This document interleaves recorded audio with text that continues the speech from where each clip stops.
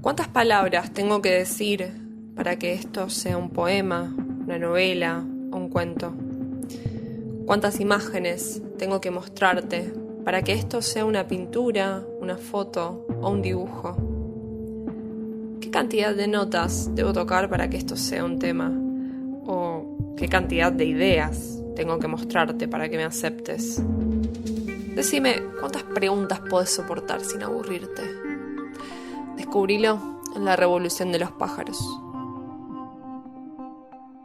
¿Cómo les va tanto tiempo? Pasó un montón.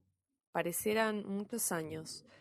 Probablemente fueron meses. No sé si ustedes están escuchando ahora el ascensor, uno de los tantos, ¿no? Porque vivo en el último piso, tengo departamentos, edificios pegados del lado y del otro. Creo que los extrañaban, ¿no? Yo extrañaba hablar un poco en este espacio y poder dejar mi cuota de honestidad del día. Tengo dos entrevistas. Hoy voy a publicar, ¿por qué hablo en plural? Soy yo sola editando el podcast, cualquiera. Pasa. Pero bueno, adentro de una misma persona hay multitudes también. El podcast de hoy, la entrevista de hoy, es con Santiago Mancuso. La realicé el año pasado. Me colgué en editarla. Tengo otra más también. No con Santiago, con otra persona, que ya la van a conocer. Pero un poco que la vida me pasó por encima. La pandemia, todo junto, las exigencias. Siempre personalmente me cargué de muchas cosas para hacer. Soy una persona que siempre estaba como muy activa. Pero tuve un momento en el que tuve que empezar a cortar de hacer, estoy hablando bárbaro hoy, pero cortar algunas cosas que venía haciendo que aunque me gustaban mucho, yo ya me sentía que me estaba autoexigiendo a mí misma en algo que disfruto y que es la radio, que son los podcasts, que son las entrevistas. Amo hacer entrevistas. Me encanta, me apasiona. Estudié periodismo hace muchos años. Hoy mi trabajo está focalizado no en el periodismo, sí en las redes sociales, en otro ámbito, en otra industria, que es como, digo, uno tiene un montón de aristas que va tocando a lo largo de su existencia. Y un poco que ese mundo me fue absorbiendo y yo también me dejé absorber. Y también voy a decir una cosa, que es muy difícil editar un podcast y hacerlo sola. Es muy complicado. Uno tiene que autoeditarse, autoproducirse, subir el podcast, armarse las gráficas. Todo lo que ven en este podcast precario, digo precario porque no tengo quizás el conocimiento full de un diseñador gráfico, de alguien que sabe hacer edición de audio mejor de lo que yo lo estoy haciendo, que tiene los elementos para grabar. Bueno, lo hago igual, no importa, porque si uno quiere hacer algo lo tiene que hacer igual. Pero todo eso sumado a la vida diaria y a que tenía dos trabajos, digo tenía porque ahora tengo uno solo, decidí quedarme con uno solo para más paz mental y dedicarme a otros proyectos. Acá estoy editando de nuevo entrevistas, las que me quedaron. Este año voy a estar escribiendo más que en otros momentos.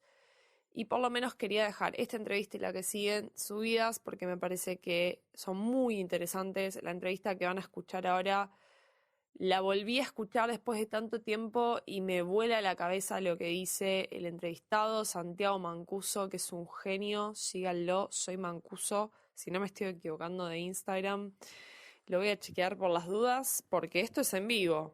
Vamos con la realidad, ¿no? Vamos con la realidad, vamos a buscarlo en este preciso instante en Instagram, porque tengo la computadora, que se me rompió la tecla. Re divertido.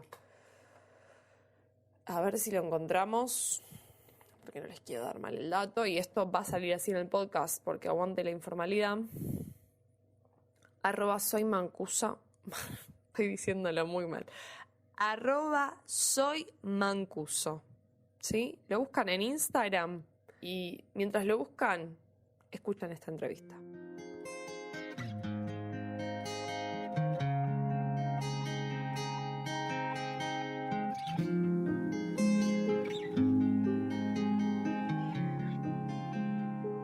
En el día de la fecha, Estoy con Santiago Mancuso.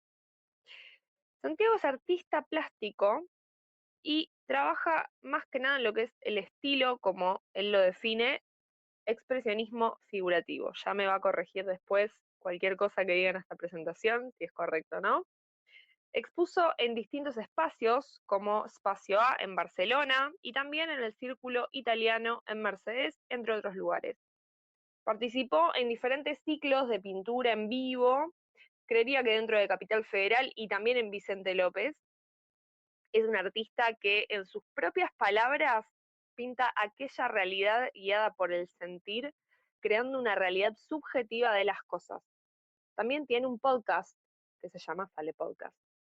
Vive con su gato Moro, entiendo que a veces en Núñez, ya me va a corregir también, y a veces en Vicente López. Y puede ser, leí por ahí, capaz es mi imaginación, capaz no es así. ¿Tenés una marca de ropa, Santi?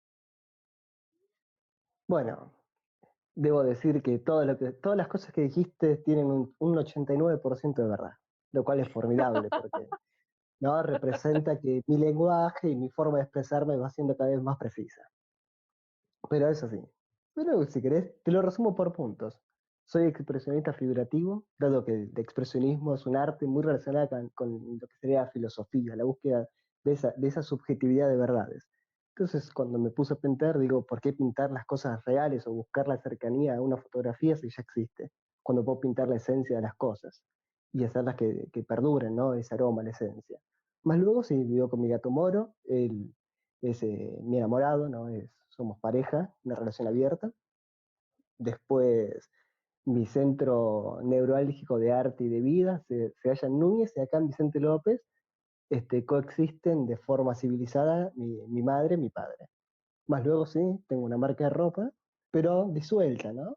Se fue extinguiendo con el tiempo, que quizás vuelva. Y sí, también he pintado en vivo, he expuesto, he hecho muchas cosas, lo cual demuestra que quizás de dos formas, una forma muy tierna y otra forma bastante, entre comillas, nostálgica, he estado mucho tiempo en el arte. Y eso me hace primero un sobreviviente y segundo un tipo muy feliz. Mucho tiempo estuve chusmeando ahí un poco, más de casi 8 años o más.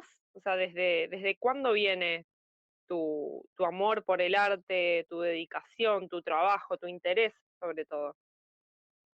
No, bueno, esto es algo que, como diría cualquier persona que se dedica al arte, uno nace, ¿no? con ese instinto. Lo interesante es cómo lo ejerce, porque vos podés tener un don, pero si no hay trabajo, estudios atrás, queda en eso, en una fantasía. Y a los 18, 19 años, cuando comienzas esa vorágine de elegir hacia qué horizonte quiere llegar uno, te das cuenta que el tuyo no existe, ¿no? Que el horizonte es la galaxia misma. Entonces, empieza la formación. Y se puede decir que entre comillas, me dedico al arte profesionalmente porque ya la búsqueda de premios, ¿no? Conseguir cierta redituabilidad monetaria y espacios, sí, comienza a los 20, 21 años, ya con mi primer muestra a los 23 años en Madrid, ¿no? Donde fueron, entre comillas, mis mejores éxitos. Y bien, hace mucho tiempo entonces que venís en el arte, sobreviviendo. ¿Y qué vendría a ser como para introducir un poco a la audiencia, ¿no? Y a quienes están escuchando? O sea, son dos preguntas en una. Y sería, ¿qué es el expresionismo figurativo? Y si esto tiene alguna relación, anduve chusmeando por ahí, con el expresionismo alemán o lo que fue el fauvismo que se dio en Francia. ¿Tiene alguna relación? ¿Por qué es expresionismo figurativo? O sea, ¿a qué te estás refiriendo con eso? Y en relación a qué, y si querés mencionar también artistas que te hayan por ahí que sigas o que te guste su trabajo o que lo hayas usado también para inspirarte vos. Yo lo nombro figurativo gracias a mi último maestro, ¿no? Que a través de muchos diálogos, vínculos y un aprendizaje, terminando, ¿no? Nuestro ciclo de que sería de maestro y discípulo en una última muestra en Barcelona y ya pasamos a ser amigos eternos, ¿no? El figuratismo surge por la herramienta del dibujo, que hoy, en el siglo XXI, en el 2020, no importa, cuando en el último tiempo se está perdiendo mucho y es una excelente herramienta. El dibujo ha forjado lo que sería la lingüística más pronunciada en el arte, en casi todos los artistas. Si bien no existe quizás muy marcada, hasta en Turner, que pinta mucho la bruma, en pequeños destellos se ve el dibujo y es formidable. Y el expresionismo juega mucho, así como decís vos, en el expresionismo alemán, ¿no? En lo que sería no respetar dogmas de colores realistas o buscando mucho el tema de la luz, como en su paralelismo estaba el impresionismo.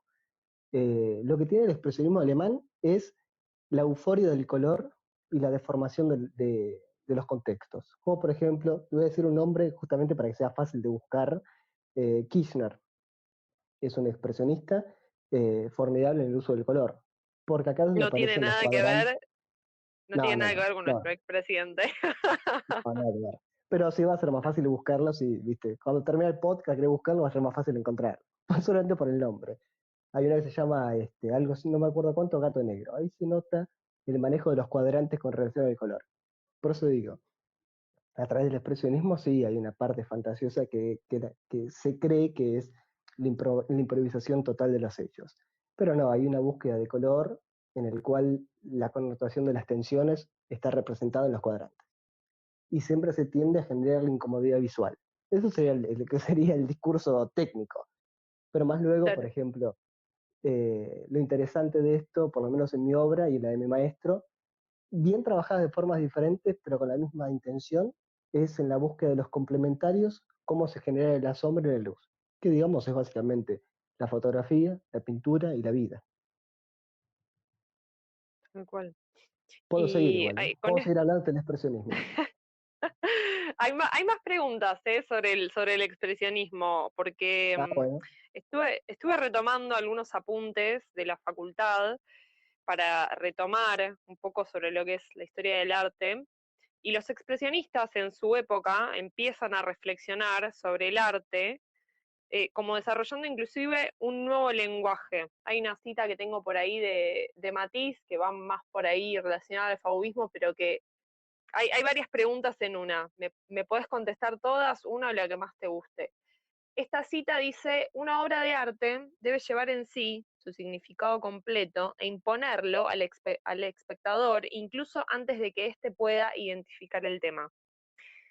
En relación a esto, a este nuevo lenguaje y a esta imposición, como habla Matisse, por un lado, vos podés estar de acuerdo o no, sobre lo que es la obra que se está llevando, imponérselo, ¿es el expresionismo una reflexión más profunda dentro del arte sobre lo que el artista percibe de la realidad? Por ahí en comparación, vos hablaste recién de los impresionistas, pero si me voy como mucho antes en el tiempo a estos artistas que buscaban previo a ello representar la realidad tal cual es, por no usar, no quería usar la palabra mímesis, porque quizás no mucha gente está como tan vinculada a esa palabra, pero sí a lo que es la realidad en sí y cómo la vemos, o esa realidad que uno puede percibir en una fotografía, como ya mencionaste antes. O sea, es una reflexión más profunda el Sí. expresionismo. Bueno, en general, bueno, lo dijiste, en esa frase está muy claro, el tema es la forma que uno puede interpretarla. El significado de las realidades es justamente eso, de qué forma uno está leyendo la realidad. Y lo hemos visto también en la lectura de poemas, de otros escritos y cualquier otro de otra índole del arte. Depende mucho cómo uno está dispuesto a percibir la parte emocional o sensorial de un hecho. Y en este caso, el expresionismo lo que busca sí es buscar un paralelismo de la realidad más bruta, ¿no? Buscarle ese lado romántico, ese lado de la conexión en la cual jugás un poco con la emoción de la persona que está mirando la obra. Y ahí es donde se fuerza a romper esa necesidad del espectador promedio a encontrar verdades absolutas en las obras. Entonces, es imposible encontrar una realidad o una verdad en una obra pictórica. Ya primero porque nosotros vivimos en un mundo en el cual primero existe el contacto con la luz, por ende es otro tipo de color al que se percibe en un pigmento. Pero al margen de eso, es imposible detener el tiempo por completo, a menos que sea una fantasía. Y acá es donde aparece la parte linda de la fotografía y la pintura, y a veces quizás de algunas palabras, cuando el tiempo se detiene, en algo que pierde el sentido solamente porque no está en movimiento o simplemente porque está en otro contexto. Y ellos están en cualquier obra de arte, aunque sea el realismo, también está ese misterio en el cual te saca de eje. Lo que tiene el expresionismo es que te saca de eje por completo, porque te plantea, no sé, una forma fácil de hablarlo sería una manzana que es violeta. Entonces vos sos consciente que es una manzana, pero es violeta. Entonces ese juego te lleva la atención a la manzana. ¿A qué es la manzana? Y te preguntás por qué es violeta. Y la intención es eso, quizás en el expresionismo, por lo menos en mis diálogos con, entre comillas, mis colegas, generar la duda y el cuestionamiento en la persona que lo mira.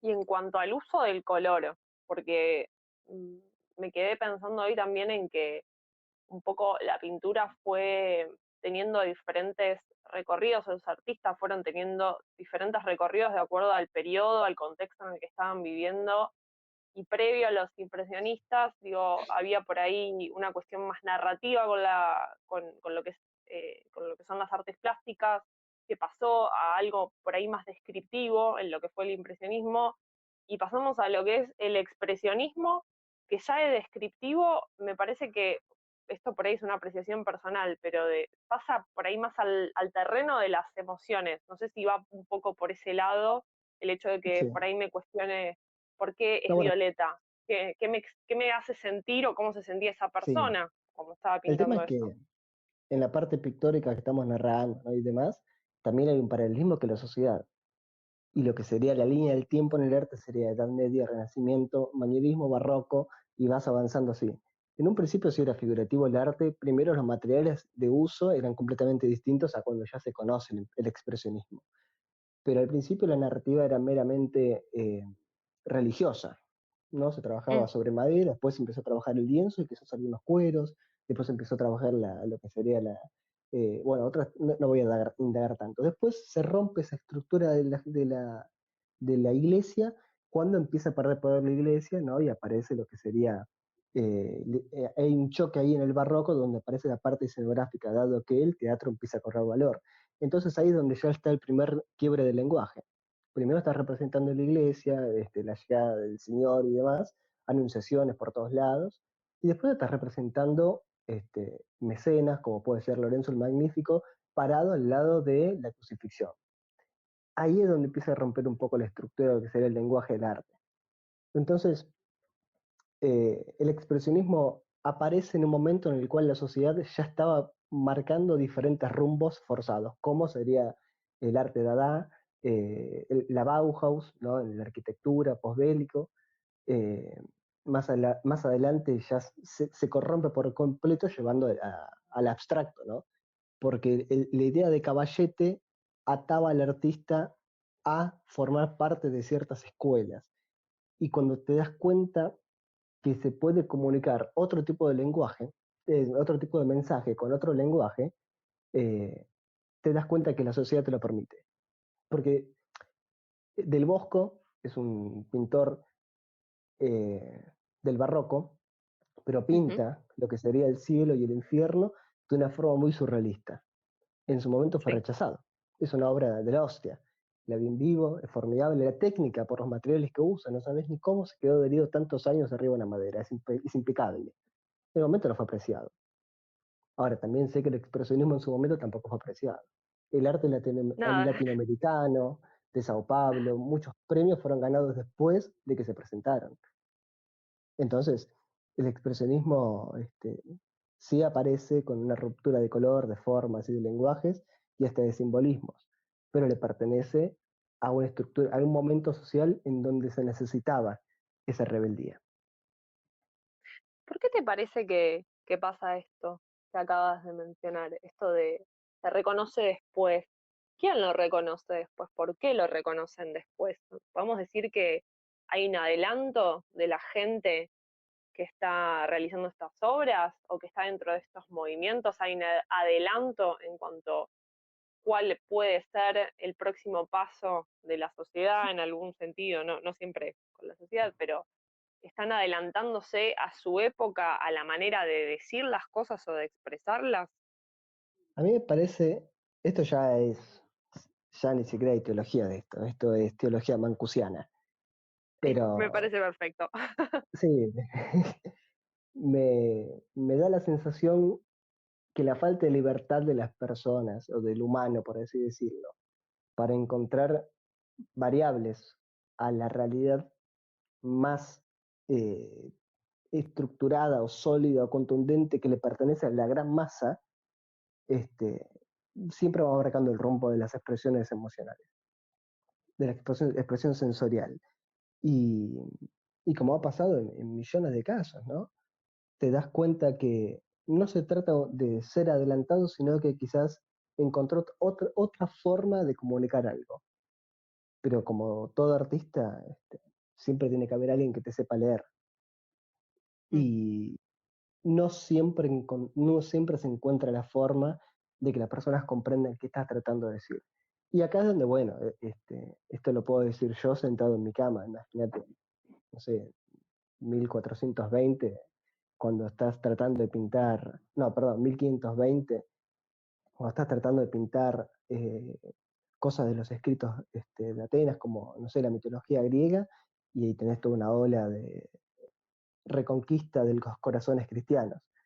eh, Puede ser bastante opuesto a la respuesta. Entonces, muchísimos artistas van a verse opacados por las idealizaciones sociales, porque en algún punto, aunque cuando ya estamos hablando, por ejemplo, impresionismo, expresionismo, ya existía el mercado del arte, ya se compraba para uno tener algo único en la pieza vista así y ostentar, siempre tiene que ver algo que no sea políticamente incorrecto, más en esa época.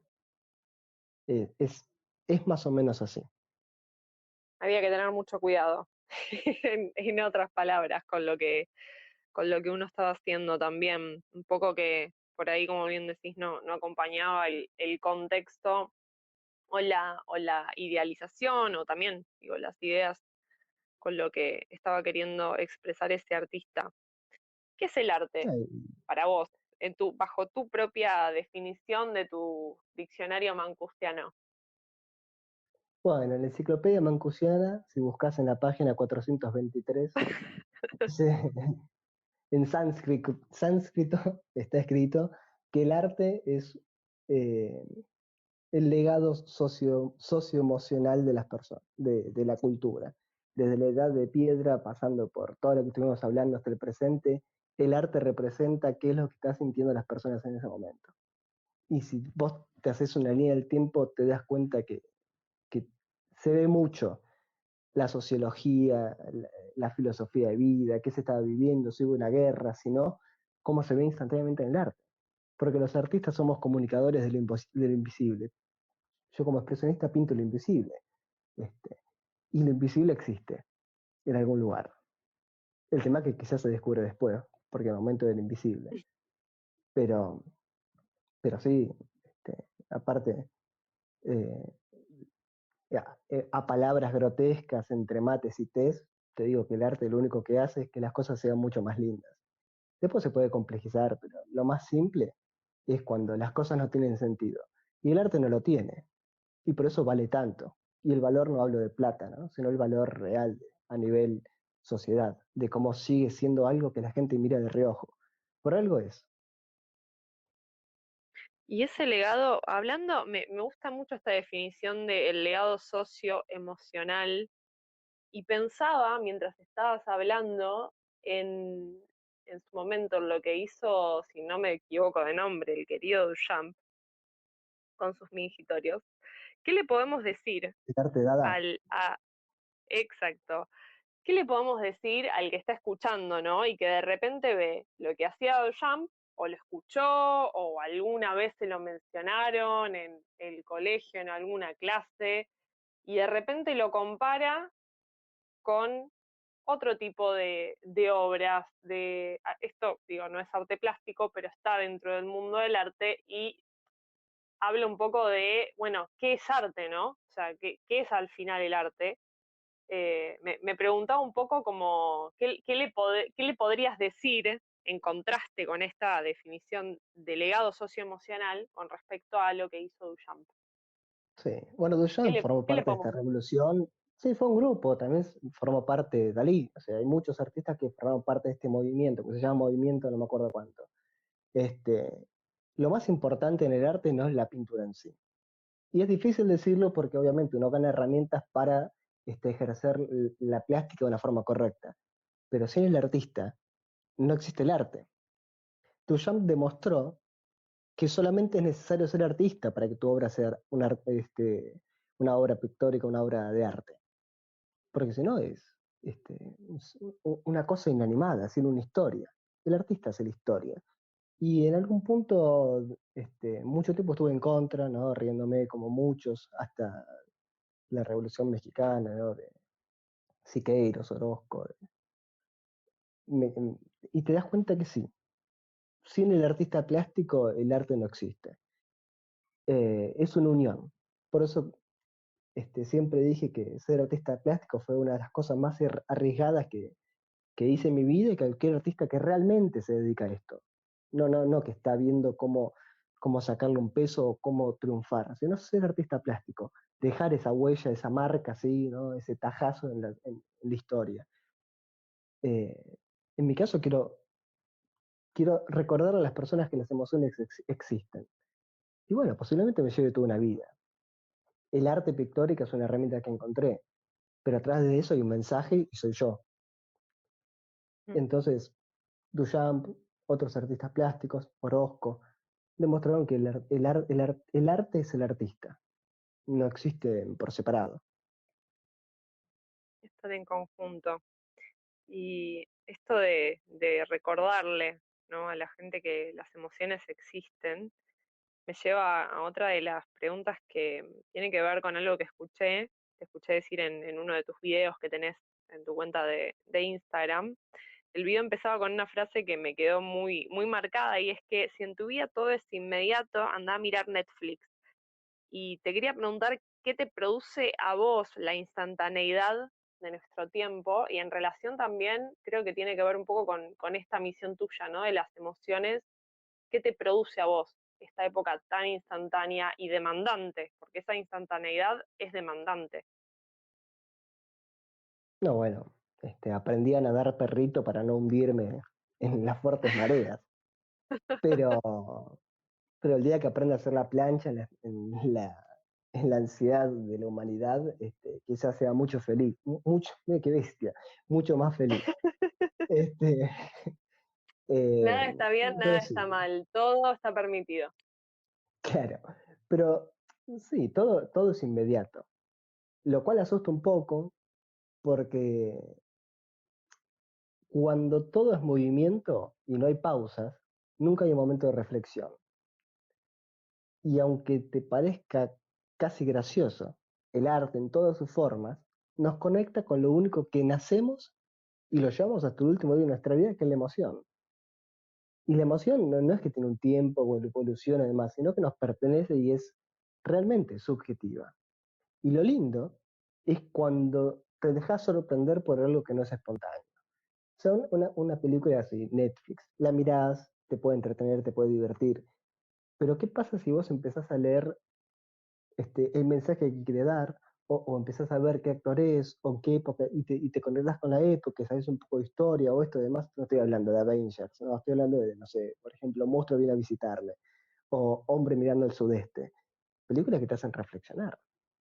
O sea, está bien, tiene que haber un momento de entretenimiento. El arte también lo es, y es bellísimo como entretenimiento, pero tiene que haber un espacio, un silencio en el cual te permitas sentir un poco más, para más luego poder conectar los dos. Yo creo que así la vida es mucho más amena, porque el crecimiento lineal es muy primitivo. Es más lindo crecer superficialmente y así si podés volumétricamente. Si tuvieras que mirar al Santiago de hace 5 años atrás, ya que te gusta la reflexión, ¿qué es lo que ves? Si me veo a mí, si veo, si yo Hace me 5 años materializo como atrás. un... No, hace 5 años ¿Qué ves atrás, de... Ay, perdón, hay, decime, hay un poco de delay. sí, Que, espera, voy de nuevo con la pregunta. Si tuvieras que mirar al Santiago de hace 5 años atrás, ¿qué es lo que ves del Santiago de hace 5 años atrás comparado con el Santiago que sos hoy? No, bueno, la desesperación por llegar a algún lado que ni siquiera sabía qué era obvia. Cuando me di cuenta que el tiempo era espacial y no lineal, como te decía recién, me pude abocar mucho más sólido en lo que sería la carrera. No todo es el éxito, porque para tener éxito es mucho más difícil ser exitoso que fracasar. Fracasar es a tu casa, brindás y listo. Pero tener éxito es un trabajo de mantenerlo en el tiempo, ¿no? Es lo espontáneo. Y yo me acuerdo que a los 25 años vivía en una vorágine donde yo pensé que me había ido bien, pero había desprotegido millones de cosas. Entonces, si me recuerdo en ese momento, estaba totalmente abrumado, porque me estaba yendo bien en muchas cosas y no estaba pasándola bien yo emocionalmente. Entonces, veo un ser humano intentando aprender a vivir, lo cual es casi tierno, porque uno cuando tiene la posibilidad y el tiempo de pensar, puedes descubrir estas cosas y las encontrás a tiempo. ¿Cuál es tu revolución? Mi revolución comenzó hace muchos años atrás. El tema es que todavía estoy buscando el ejército o la manada, ¿no? para poder llevarlo a cabo. Y no estoy hablando de humanos, sino dentro mío. La revolución es justamente que el arte deja de ser una entidad de atril, ¿no? De caballeto, de escenografía, sino que las personas les pertenezca. Porque si vas en el tiempo atrás, el arte era parte del ser humano, no era algo que se miraba y se disfrutaba y se le buscaba un sentido. Así que mi revolución es eso, ¿no? Romper con los miedos y las estructuras de las personas a ser diferentes a otros.